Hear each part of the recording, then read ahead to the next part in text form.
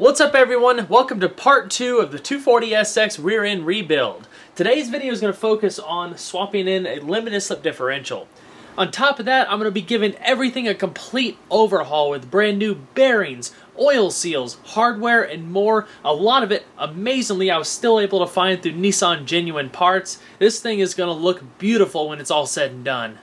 In the first video, I dropped everything out of the back, including the subframe, had a lot of it refurbished, and even swapped in a bunch of bushings. If you haven't checked that video out, be sure to. The link is in the description below.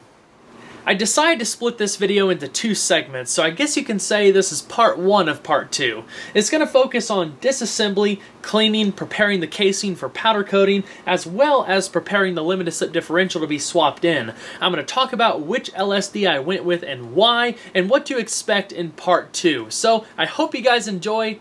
A special thanks to Milwaukee and Ting Tools for providing a lot of the equipment that I'm using in this video. It's definitely made the job a whole lot easier. Before I start taking this thing apart, let me first explain why I wanted to do this in the first place. The biggest downside to an open differential is that if one of your wheels becomes unloaded for any reason, all of your torque is going to end up being shuffled to that wheel without grip, and you're not going to go anywhere or even have the possibility of getting stuck. The LSD will sense that one wheel is becoming unloaded and start to shuffle the torque to the wheel with the most grip to help rotate you through a corner or give you good traction on standing start acceleration. Without trying to bore you guys to death, there's a lot of LSDs that you can swap into 240s, from clutch type to Nissan Viscous type to Helical types. I'm putting in a Helical diff from an S15, and I'll explain some of the benefits to that a little bit later in the video.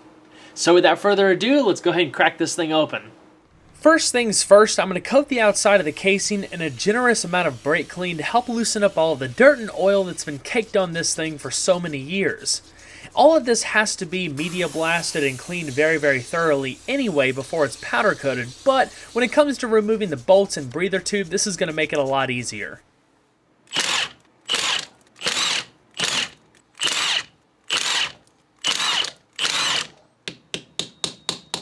To make things easier, I went ahead and drained out all of the oil from the differential while it was still in the car. It was all during part 1 of the rear end rebuild. If you'd like to see the process behind that and actually how to remove the differential from the car, don't forget to check out that video. As I'm taking things apart, I'm also going to clean everything thoroughly just to prevent oil from getting everywhere. A good tip when removing traces of old gasket is to use a plastic utensil. You don't want anything made of metal or anything that could potentially scratch the mating surface, because that could lead to leaks later down the line, and nobody wants that. To remove the side flanges, I found it really easy just to take a piece of wood, wedge it in there, and then tap it up top with a hammer. They slide out, but depending on how long they've been in the car, it might take a little bit of elbow grease.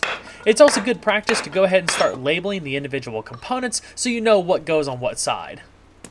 Now here comes the fun part. In case you didn't know, differentials are very precise pieces of equipment. So before you start taking out the insides, there's baseline measurements that need to be taken. Things like backlash, ring gear runout, and preload.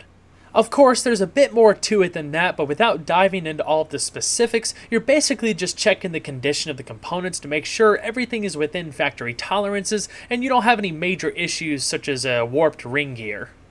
Measuring and disassembly is one thing, but when it comes to reassembly and adjustments and making sure the differential is set up properly, I would highly suggest seeking out professional help just to make sure that it's done right, and I'll talk about this more in the next video.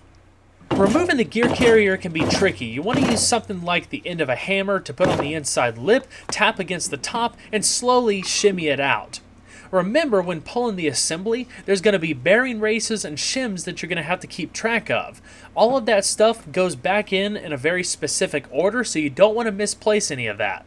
Regardless if adjustments need to be made, if you just put everything back in as it was and either misplace something or put something back in incorrectly, you're going to dramatically alter backlash values and potentially preload as well, so it's best just to avoid that. Before I started tackling the pinion side, I wanted to go ahead and give the inside of the casing a good thorough cleaning to remove any excess oil residue.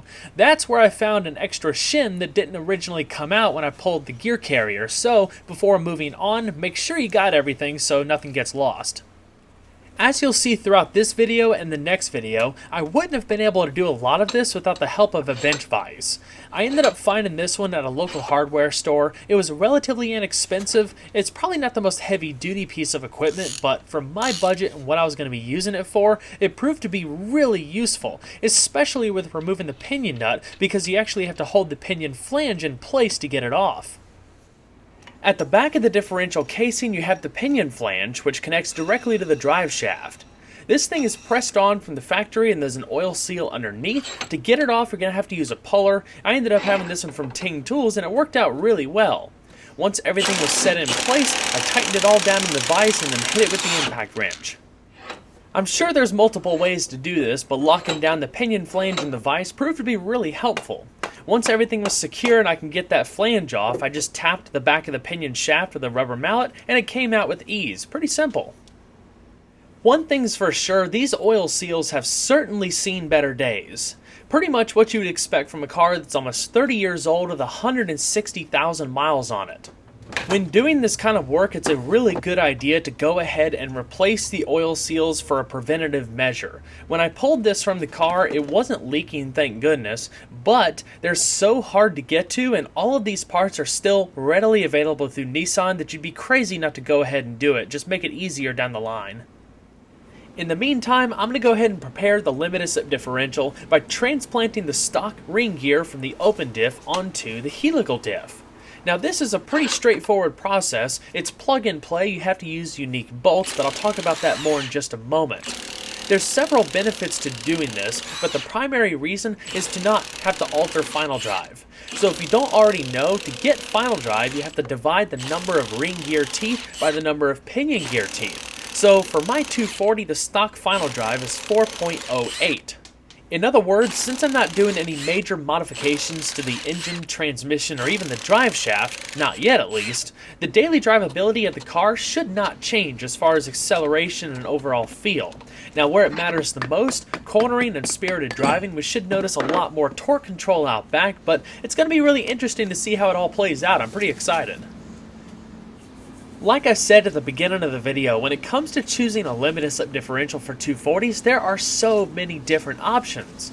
For me, it was a debate between the helical diff and either a one-way or one-and-a-half-way clutch type diff.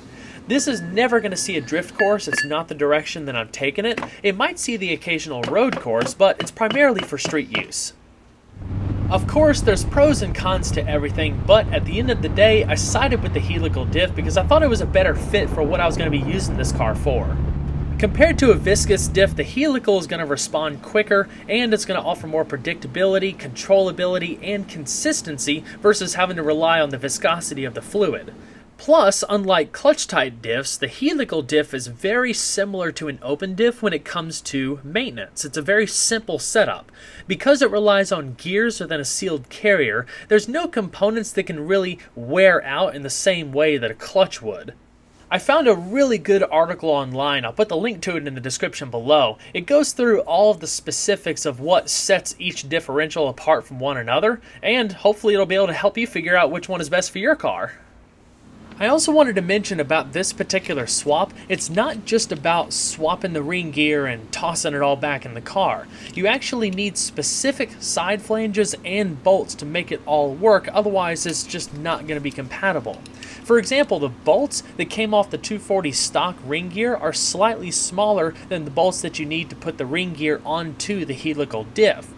If you put the side flanges next to each other, they look really similar, but they are in fact quite different. Again, the side flanges are specific to the helical diff. The stock ones will not work. They have a different tooth pattern on the end that fits into the side of the gear carrier. My advice, if you're looking to do this swap yourself, find someone selling the complete package. The gear casing, the side flanges, and the bolts. It's going to make your life a whole lot easier versus trying to source it all yourself. Just like you saw with me taking out the ring gear bolts, I put them back in using a crisscross pattern so the pressure could be evenly distributed as things are tightened down. I first applied Loctite to the threads because you do not want these bolts backing out. If they do, it's going to be catastrophic to the differential. I first hand tightened them, came in with a socket wrench, and then finally torqued them down to specification. Now that that's out of the way, I'm going to set it aside, let it cure for a while, and wait for the casing to come back from the powder coater. Then, it's all a matter of taking all those new parts and putting it all back together. I can't wait for you guys to see the transformation. Well everyone, I hope you enjoyed the video. I'm sure after watching this you understand why I split this into two parts. There's so much stuff to talk about and go over, and it's all just so specific. Of course, more 240 content along the way. If you haven't subscribed already, be sure to. And if you enjoyed the video, don't forget to leave a like below. Take care, everyone.